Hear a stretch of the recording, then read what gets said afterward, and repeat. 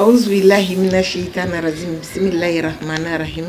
الحمد لله رب العالمين اللهم صل على سيدنا محمد وعلى آله سيدنا محمد وصحبه وسلم تسليما كثيرا أمبي على فوق بركة دجيل جلال والكرامي مسامي كني نقيا أني أمبي فولي نتاني بلي بادي مسار رحماني ما دانتي فولي منا كسولي كاتشيا أنكنتي ككسيني نما وبانا سودوري aywa ka an filɛli baga bɛɛ lajɛrɛlen fo ɲɛsilegi naani kana la maa o maa bɛ nin wagati na k'i sɔgɔlen don Sherifula TV la an b'a fɔ aw bisimilayi du ani denbaya ale kɛnɛ kɔnɔna la o hukumu kɔnɔna la sa bi an bɛna jɛ ka masala fɛn min kan o de fana ye fɛn belebele ye bi sabula ka d'a kan n'i ko ko du i ko ko den aywa bi an wulila an sera fɛn min ye Centre Nelson Mandela ye orphelinat min n'o bɛ yen nɔ i ka dɔn an sera yen nɔ boli an ni maa min bɛna jɛ ka masala o ye Madame Bundi Masako Madame Bundi Masako an n'ale ɲɛgɛn sera kɛnɛ kɔnɔ an b'a yɛrɛ fo ka waleɲuman dɔn Madame Bundi Masako i ni wula somɔgɔw bɛ di tɔɔrɔ s'u la nse ayiwa i y'an bisimilayi i ka du belebele in kɔnɔ yan bi an b'i fo k'i waleɲuman dɔn danti foli min na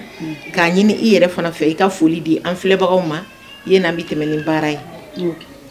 A'udhu billahi minash shaitanir rajim bismillahir rahmanir rahim Matu Jalo i bisimila sa an bɛ filɛlikɛbagaw bɛɛ lajɛlen fo aw bɛ ni ɲɔgɔn kuma ayiwa filɛlikɛla bɛɛ lajɛlen y'a laminɛ an bɛ kɛnɛ min kɔnɔ bi an y'a fɔ o ye Centre Orphelinat Nelson Mandela ye an ka thème bɛna boli min kan mission du Centre Orphelinat Nelson Mandela ayiwa ɲininkali fɔlɔ yali hakilina jumɛn de nana ni Centre Nelson Mandela sigili ye aw ka laɲini ye mun ye. ok n b'i fo i ka ɲininkali diyara n ye n bɛ kuma fɔlɔ Centre Nelson Mandela ye mun de ye fɔlɔ Centre Nelson Mandela centre d'hébergement éducation de don denmisɛnninw tɔgɔ la ni n ko denmisɛnninw tɔgɔ la denmisɛnnin suguya minnu bɛ yan enfant abandonné ani den minnu lafilila ani den minnu mansaw taɲana ani den minnu mansaw bɛ don kaso la u baw bɛ don kaso la u tɛ don ni den fitininw y'u bolo à partir de 3 ans n'u bɛ san 3 la ka don n'u ye kasobon na donc den fitinin ninnu bɛ na yan baw bɛ don kaso la ani den minnu mansaw hakililabana bɛ minnu na olu denw fɛnɛ bɛ yan ani den minnu tununnen don olu denw fɛnɛ b'an bolo yan. ayiwa an ye faamuyali sɔrɔ olu la ayiwa o fana kɔfɛ sisan nɔ hakilina jumɛn de bɛ ɲini aw fɛ ka ɲɛsin den ninnu ka kisi n'u ka ladonko ɲuman ma. bon n'i y'a ye an ye centre in yɛrɛ dayɛlɛ centre in dayɛlɛ la denmisɛnninw ka lakana de kama parce que n'a fɔra den lafililen baw bɛ se k'u lafili mais anw tɛ se k'u lafili donc pour que k'u ka siniɲɛsigi dilan u bolo parce que denmisɛnnin ye bɔgɔ kɛnɛ de n'i y'a bila yɔrɔ min na n'i y'a mɔ ka bila yɔrɔ min na a b'o de ta baw ma n'u lafili anw fɛnɛ k'u lafili a ka gɛlɛn donc pour que k'u kisi kɛnɛmabanaw ma k'u kisi ɲangataw ma k'u kisi saya ma anw ye yɔrɔ dayɛlɛ o kama pour que den ninnu bɛ se ka lasago yɔrɔ min na k'u ka diɲɛnatigɛ dilan voilà o de kama an ye hakilina sɔrɔ pour que ka centre in dayɛlɛ denmisɛnninw ka sécurité kama. ayiwa aw bɛ denmisɛnnin catégorie jumɛnw de lasago ɲa. n y'a f'i ye cogo min denmisɛnnin catégorie minnu b'an fɛ yan den minnu lujuratɔ bɛ minnu bangebagaw la et puis dɛsɛ bɛ minnu na minnu tɛ se ka dumuni sɔrɔ ka d'u denw ma denw b'u sen fɛ kɛnɛma u bɛ saya ni balo cɛ o denw bɛ yen ani n y'a fɔ cogo min na minnu baw bɛ kasobonw na o denw b'an bolo yan en même temps orphelins minnu baw n'u faw ta ɲana o denw bɛ yan voilà o denw de b'an bolo. ayiwa aw bɛ se k'a daminɛ kabiri den si hakɛ jumɛn kɔnɔna la ka taa se si hakɛ jumɛn ma. denmisɛnnin minnu b'an bolo yan ka daminɛ den wolodon fo ka taa san 9 san 10 na depuis den wolodo parce que a kasara bɛ se ka denyɛrɛninw yɛrɛ sɔrɔ komi a kasara bɛ den kɔrɔbalenw sɔrɔ cogo min na bangebagaw b'u baw la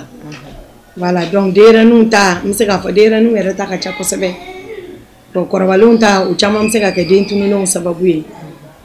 bon wajibi anw fɛnɛ bɛ u ta k'u ka dumunikow nɔgɔya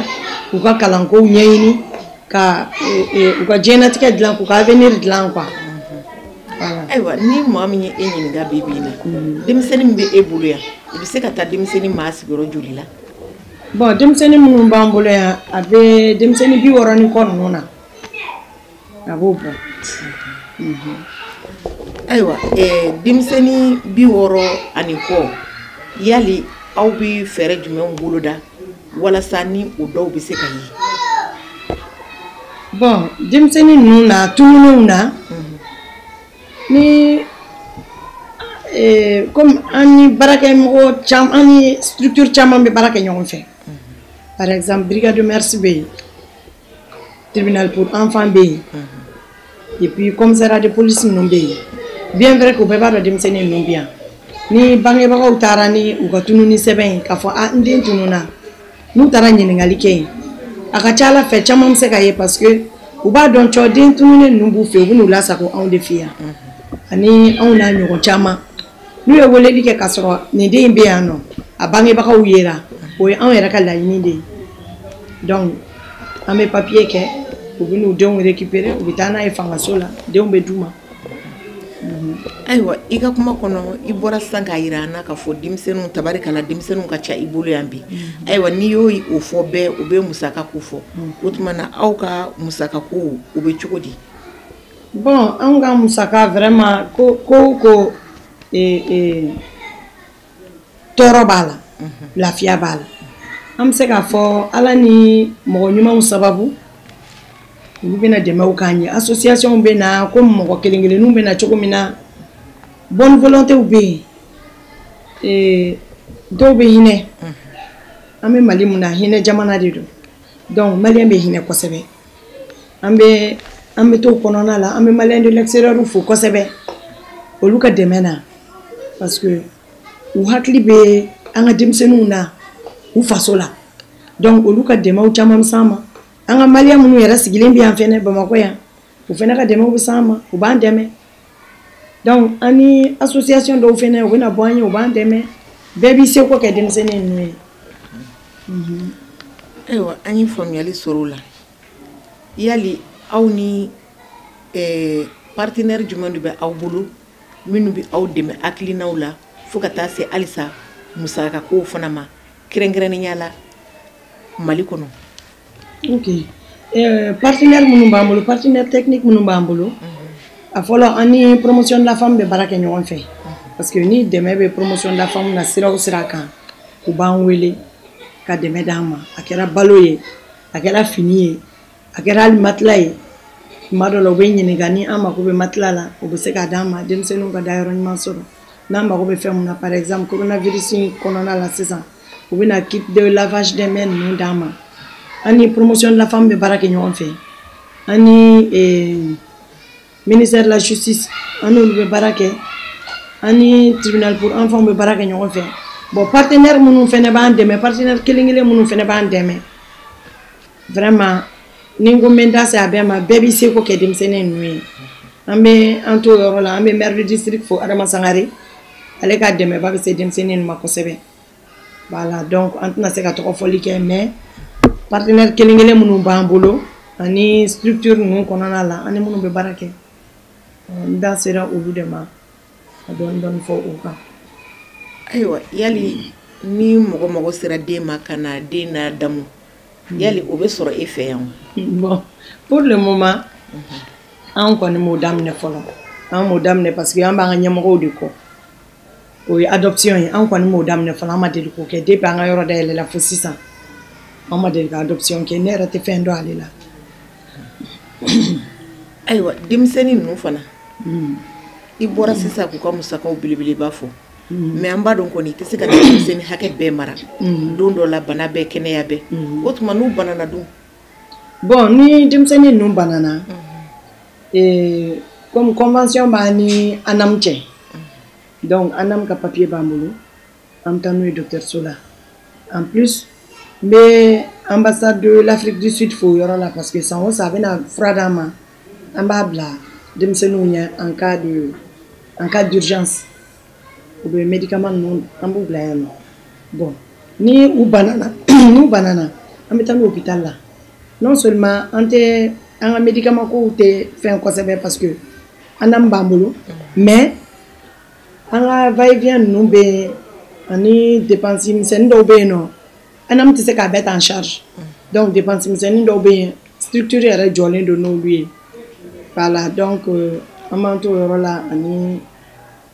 moyen de déplacement côté la n'u banana an b'u ta taxi la ka boli ka taa n'u ye hôpital la olu fɛɛrɛw ni fɛnw bɛɛ bɛ structure ka bolo kan. Ayiwa i bɔra sisan k'o fɔ i y'a yira fana k'a fɔ aw ni gouvernement fana cɛla u bɛ belebeleba ta aw ye yali bana fana fanfɛla la est-ce que Mali gouvernement bɛ jɔyɔrɔ belebele ta aw ye? Bon gouvernement ka à part promotion de la femme bɛ dumuni mun d'an ma des fois en développement social an ka dɛmɛ gouvernement ka dɛmɛ wɛrɛ ma na an ka côté la bana sira kan an n'amu kɔni o b'an dɛmɛ mais mun ye a tɔ dépense misɛnnin ni fɛn ninnu ye an yɛrɛ b'olu gérer an yɛrɛ ye dɛ gouvernement ka fɛnba t'o la.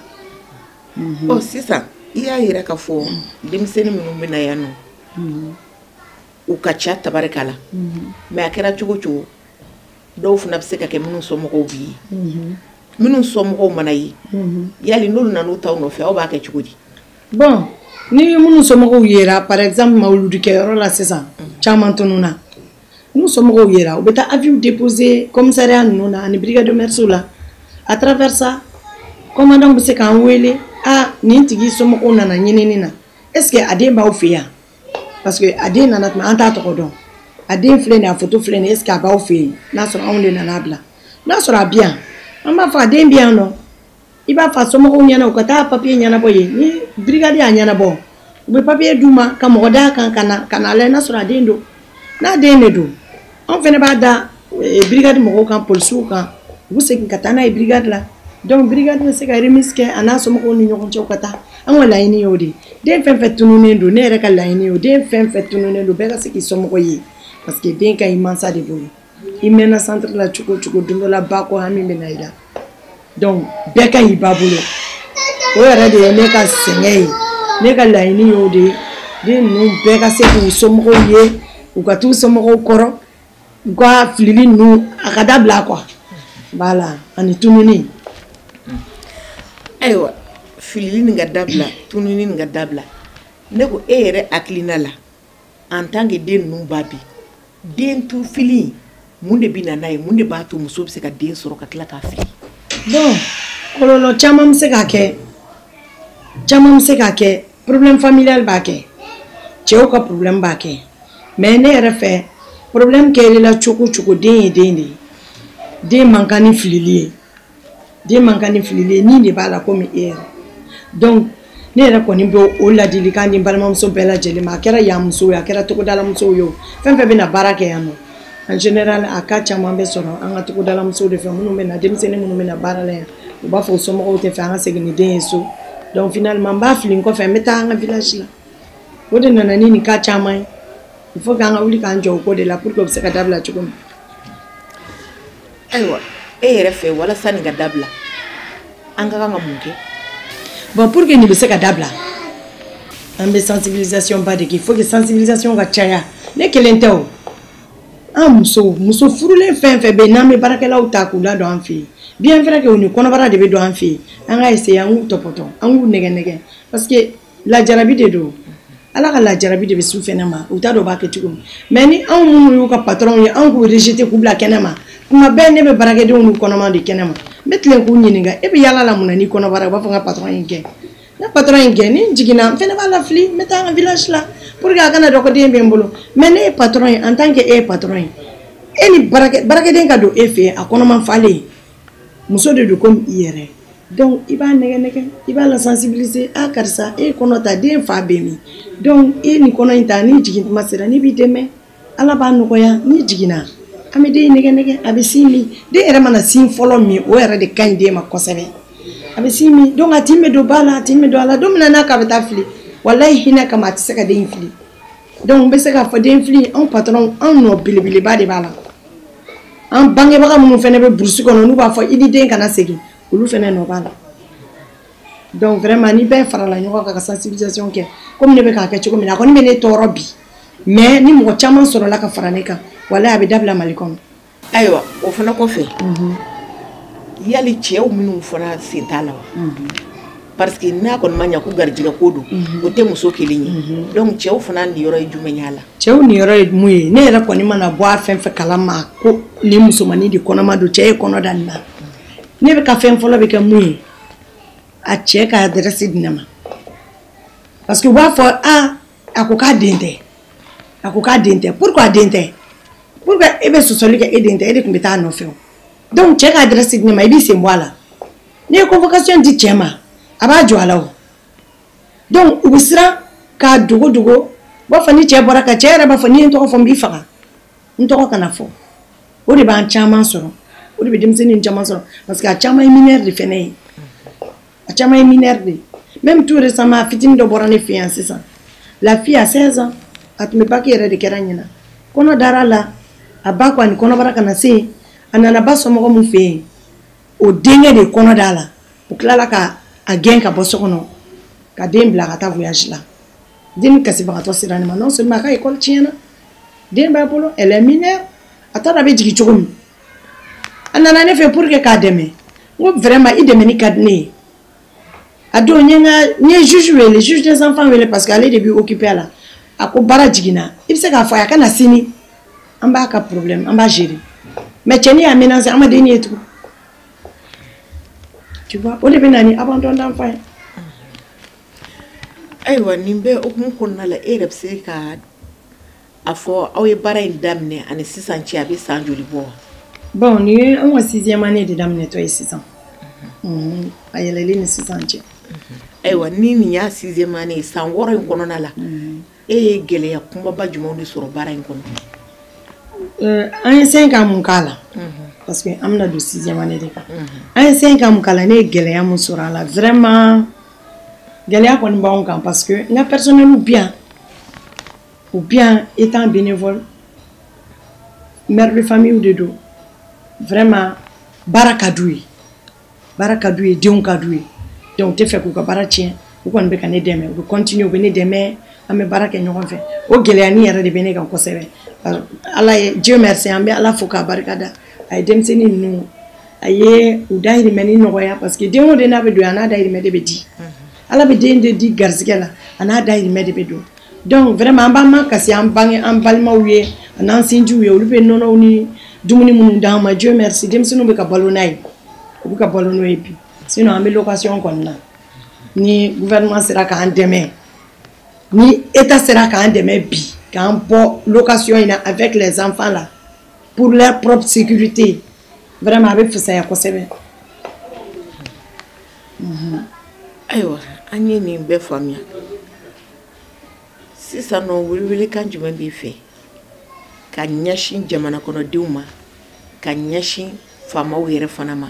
walasa u bɛ se k'i dɛmɛ cogo min na denmisɛnnin ninnu hali bi u ka ladon cogo ɲuman sɔrɔ. bon welekan bɛ ne fɛ ka ɲɛsin ne balima maliyɛn bɛɛ lajɛlen ma halisa n'i y'a mɛn den b'i bolo i mago tɛ ban mɔgɔ la anw de mago bɛ jɔ mɔgɔw la n t'a fɔ mɔgɔw mago tɛ s'anw ma mais anw de mago bɛ mɔgɔw la bi parce que denmisɛnninw de bɛ ne bolo mɔgɔ kelen tɛ se ka ko dilan denmisɛnninw de bi yan u k'u hakili to denmisɛnnin ninnu na u kana fɔ ko madame Bundi non non ne tɛ denmisɛnnin ninnu de don donc u k'u hakili to denmisɛnnin na u bɛ se ka fɛn o fɛn kɛ nin denmisɛnnin ninnu ye komi ne bɛ k'a k'u ye cogo min bɛɛ k'a kɛ ten ala b'a baraji d'i ma donc n bɛ toujours n bɛ gouvernement fo n bɛ n baarakɛɲɔgɔn bɛɛ lajɛlen fo fɛn fɛn bɛ k'an dɛmɛ état ka ministère fɛn fɛn bɛ k'an dɛmɛ promotion de la femme développement social bɛɛ justice halisa n bɛ weleweleda k'u bɛɛ lajɛlen ye ministre fara président kan a n'a ka vice président vraiment u ka denmisɛnnin ninnu lajɛ u ka centre Nelson Mandela lajɛ u kana lajɛ ko madame Bundi de ye centre Nelson Mandela ye centre Nelson Mandela centre kelen de do Afrique bɛɛ donc Mali ka tɔgɔ diya de b'a la Afrique bɛɛ centre kelen de do orphelinat ka ca Mali la c'est vrai mais centre Nelson Mandela centre kelen de do en Afrique non seulement baw bɛ don kaso la denmisɛnninw bɛ ne fɛ yan ne t'a kɛ baw kama n b'a kɛ denw de kama denmisɛnnin ninnu bi yan kɔngɔ t'u minɛ minɔgɔ t'u minɛ u bɛ don école la bɛɛ bɛ taa kalan na u bɛ kulonkɛ kɛ u ka vie changelen don jusqu'à ce que baw bɛ bɔ kaso la don min na n'a ka d'u bɛ n'u denw minɛ ka taa n'a ye n'a ka d'u b'u denw to ne bolo u bɛ taa baara kɛ après u bɛ n'u denw ta an y'o kɛ Ala de kama an m'a kɛ mɔgɔ kama an m'a kɛ sanuko kama an m'a kɛ wariko kama donc vraiment an b'a ɲini gouvernement fɛ a ka hakili to centre in na u k'an dɛmɛ cogo cogo ka di u k'an dɛmɛ u k'an dɛmɛ u fana ka tɔgɔdiya de b'a la parce que pays wɛrɛw bɛ ka exemple ta an ka centre in de kan donc président n'a ka vice président a n'a ka ministre bɛɛ lajɛlen bɛ sara bɛɛ la aw bɛ se ka fɛn o fɛn kɛ centre Nelson Mandela ye so kɔni t'an bolo n'aw bɛ se ka so d'a ma denmisɛnninw ka bila à l'aise o ka d'an ye kosɛbɛ vraiment. Ayiwa an b'i fo k'i waleɲuman dɔn i y'an bisimila wa an ye faamuyali belebeleba sɔrɔ émission kɔnɔna la donc an hakili la an fana kelen tɛ maa o maa bɛ ka an filɛ nin wagati in na bɛɛ lajɛlen ye ka tɔmɔta sɔrɔ émission in kɔnɔna la ayiwa an bɛ segin ka foli nin ta nin ye k'a di an filɛbaga bɛɛ lajɛlen ma k'a fɔ den an kelen kelenna bɛɛ ye den masa de ye o tuma ni Ala ye sɔrɔ dayɛlɛn kɛ mɔgɔ mɔgɔ ye ne hakili la n'i ye nin dɛmɛ kɛ nin yɔrɔ in na a bɛ komi i ye dɛmɛ kɛ Alahu Taala de ye o tuma an bɛ dugawu don kɛ ya Rabi Ala ka garijɛgɛ ɲuman di Ala ka denmisɛnninw ɲaamɛ i yɛrɛ la u ta fanga d'i ma o tuma na ka u tɔnɔ don si i yɛrɛ fana ma ka foli nin ta nin wagati in na ka di a Seyidu Usmani Sherifu Madani Hayidara ma a n'a kanubaga bɛɛ lajɛlen a n'a ka denbaya bɛɛ lajɛlen ka k'an bɛɛ bolo da ɲɔgɔn ye ni Ala sɔnn'a ma an bɛ ɲɔgɔn sɔrɔ yan don n'a nataw la ni Masa Rahamani ma an ka jɔnya jɔ an na hakɛto b'o kan sɔlala rasuli